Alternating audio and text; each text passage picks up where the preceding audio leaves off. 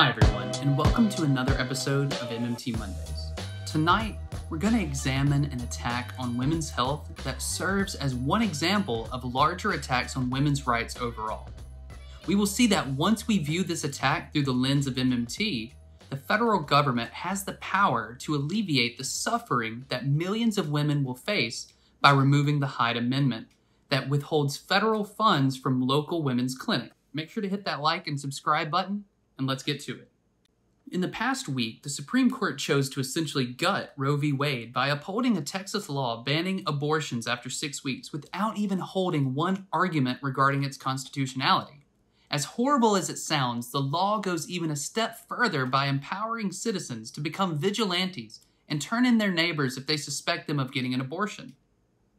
This unconscionable attack on a woman's right to privacy and right to control her own body comes while income inequality is at its highest level since the late 1800s.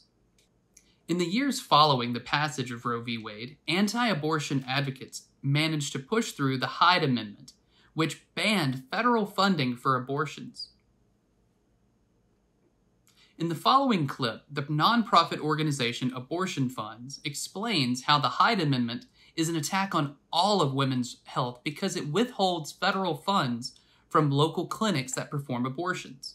Anti-abortion advocates have been working to restrict abortion since the Roe v. Wade Supreme Court decision in 1973, which made abortion legal nationwide.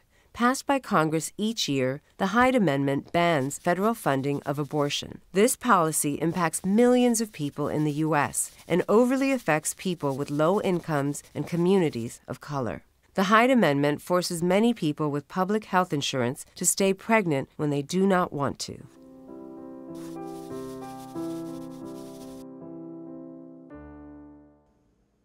The Hyde Amendment keeps abortion care out of the reach of millions of people on Medicaid and other health programs, disproportionately hurting low-income people and people of color. Forcing people to stay pregnant simply because they can't afford to get the health care that they need is cruel and inhumane. Those impacted the most by austerity politics are lower income and women of color because of their lack of access to local health clinics. So what happens when access to abortions or women's health care clinics are limited?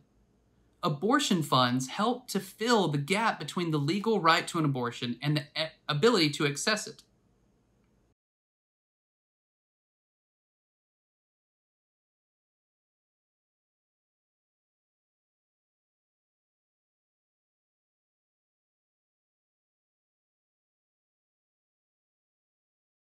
Well, I would say an abortion fund is an organization that will help a woman access abortion when she can't afford it.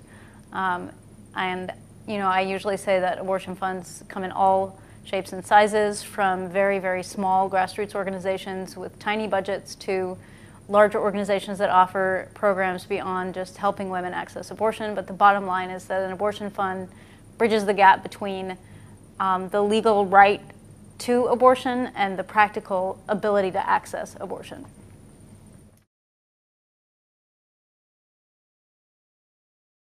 I would say that we provide funding for women who've chosen to have an abortion but can't afford to do so, and that oftentimes there's a lot of barriers that exist that prevent women from being able to have a procedure when they want to have a procedure. And the big one that the Lilith Fund helps out with is money, and that's often a big burden for a lot of women that want to have an abortion.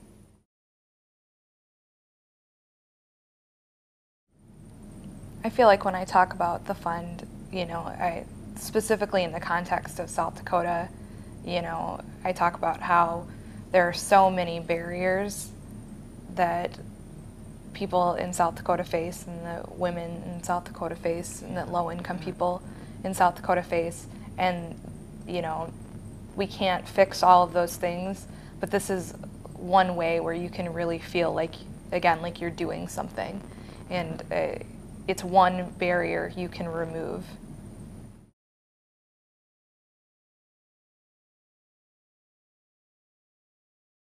As you can see, we stand at an important crossroads moment for not only women's health, but human rights overall in this country. This human rights issue represents an intersectional crisis that requires numerous lenses to combat. Viewing access to women's health from a macro-level economic view, we see that MMT provides the lens to ensuring equitable access for women to have the right to control their own bodies. As a sovereign currency issuer, the federal government can appropriate the money to fully fund access to local women's clinics. If we have learned anything from our prior failures of prohibition and the war on drugs, is that we cannot regulate morality. Banning abortions might make them illegal, but it doesn't mean people stop needing access to abortions. Nor does it mean that providers will stop providing that care. After this week, though, it is undeniable that the abortion landscape has radically changed for generations to come.